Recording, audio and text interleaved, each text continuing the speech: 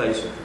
Et on va créer une pépinière d'entreprises, de petites entreprises liées à l'écologie, liées au développement durable, au conseil dans cette matière-là, liées aussi aux arts plastiques, à la culture, etc. Une petite pépinière d'entreprise dont le bâtiment sera un bâtiment d'IHQE, d'accord, et idéalement même un bâtiment à énergie positive. C'est-à-dire, vous connaissez le principe. Ouais, le bâtiment d'énergie positive, c'est... Énergie positive, donc un bâtiment qui fournit plus d'énergie qu'il n'en consomme et qui donc peut fournir de l'énergie à d'autres bâtiments ou à d'autres maisons individuelles dans la ville de Vence. Je suis même en train d'en construire de pas d'ici. Voilà, Patrice a une maison en cours de construction qui est pratiquement finie. Enfin, ouais, j'espère que ça fait 2 ans qu'elle est finie. C'est un peu compliqué, apparemment. Voilà. En matière de commerce, très important. Aujourd'hui, moi, je rends hommage aux commerçants de Vence. Je rends hommage aux commerçants de Vence qui sont capables de continuer à travailler dans cette ville alors que absolument aucune aide jusqu'à présent ne leur a été apportée. Au contraire.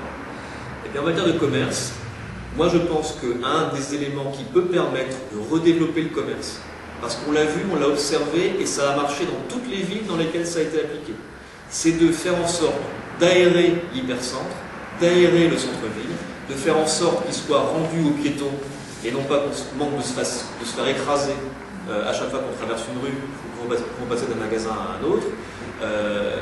Et les commerçants de Vence se rendront compte, comme encore une fois dans toutes les villes dans lesquelles ça a été appliqué, que le fait de se déplacer dans cette ville, dans ce centre, dans cet hypercentre, en vélo ou à pied, de façon sécurisée, c'est un moyen de développer leur activité.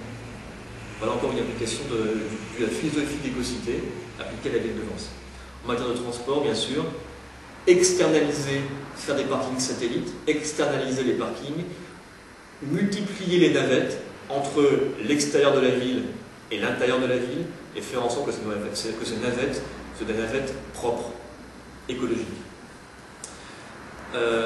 En termes de... Tu voulais rajouter quelque chose, Patrice, sur la nouvelle gouvernance. La nouvelle gouvernance, oui. Oui, dans la manière de gérer les affaires de la cité aussi, il y a quelque chose qui est très important dans notre programme, c'est l'idée de sortir d'une mairie un peu volontarisée aujourd'hui, qui est plus tournée sur elle-même que vers les Lensois, et rendre la parole donc aux habitants de Vence. Et une des façons de le faire, c'est la multiplication de commissions extra-municipales, mais de commissions extra-municipales dotées, de moyens, et ciblées sur des projets bien précis.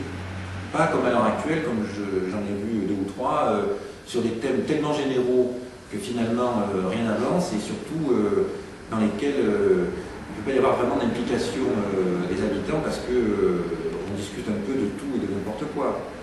Donc les commissions extra-municipales qu'on imagine, par exemple, pour préciser un peu ce qu'a exposé Loïc en matière culturelle, c'est une commission extra-municipale sur la création d'une fondation pour la mémoire artistique de Vence, qui serait centrée sur la manière de rapatrier à Vence les œuvres d'artistes qui y ont vécu, mais qui n'ont jamais eu l'occasion d'être véritablement insérés dans le tissu artistique local. Je pense par exemple à Carzou, à Chagall, des artistes comme ça qui ont vécu de longues années à Vence, mais qui n'ont jamais été mis en valeur par les équipes municipales qui étaient aux affaires à l'époque. Des commissions extra-municipales, par exemple, sur l'idée aussi des services informatiques rendus à la personne. Le covoiturage, beaucoup en parlent pour le moment. Comment se fait-il, avec la situation de transport qu'on a aujourd'hui, qu'il n'y ait pas un service informatique destiné aux usagers pour les aider justement dans des démarches de ce type-là. Donc des commissions extra-municipales qui, non content d'impliquer les citoyens à la cité, rendraient des services précis et utiles à la population. Alors voilà, presque fini. Ce que je voulais vous dire maintenant, c'est que vous avez vu donc, les affiches de la campagne qui disent « Changeons d'air ». Aujourd'hui, je pense que cette volonté de changement d'air, elle est prouvée. Ce n'est plus uniquement une déclaration et une belle phrase qui sonne bien. Elle est prouvée pourquoi? Parce que, en m'alliant avec les écologistes, je prouve ma capacité à rassembler, alors que Vence est une ville qui est profondément divisée. Deuxième point, je prouve mon attachement à l'écologie et au développement durable avec cette notion, cette philosophie d'écocité qu'on va mettre en œuvre à Vence si on gagne ces élections. Troisième point, je prouve ma capacité d'ouverture. Aujourd'hui, ma liste comporte des personnalités issues de l'UDF, des personnalités issues du mouvement démocrate, des personnalités qui sont encartées, qui ont leur carte et qui sont adhérents de l'UMP, des personnalités qui sont issues du Parti socialiste, et maintenant des personnalités qui sont issues des écologistes.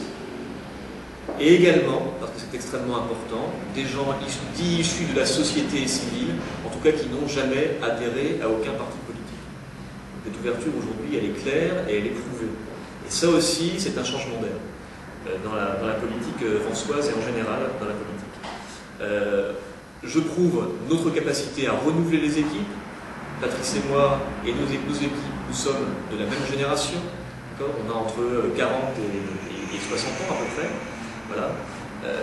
On pense qu'avec ces 4 solides piliers que je vous ai évoqués tout à l'heure, on peut réveiller Vence, on peut sortir Vence de sa logique de ville dortoir dans laquelle cette ville est engagée depuis de trop nombreuses années. Toutes les compétences qui sont réunies dans cette équipe prouvent qu'on va être capable de faire ça, d'aboutir à cet objectif. Au fond, on est aujourd'hui, encore une fois, unis pour la qualité de vie des Vensois.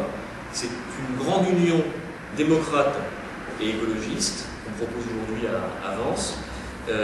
Et la démocratie, encore une fois, c'est pas 20 mots, c'est quelque chose qui doit se retrouver dans le concret, dans la réalité. Après-demain, samedi, on va aller à la rencontre des Vensois, c'est quelque chose d'inédit. On va leur proposer de leur poser des questions très précises, quinzaine de questions. On va interroger plus de 300 Vensois samedi dans la ville et autour de la ville pour les consulter et leur demander encore plus précisément ce qu'ils pensent de cette union et surtout ce qu'ils attendent pour leur ville dans les années qui viennent.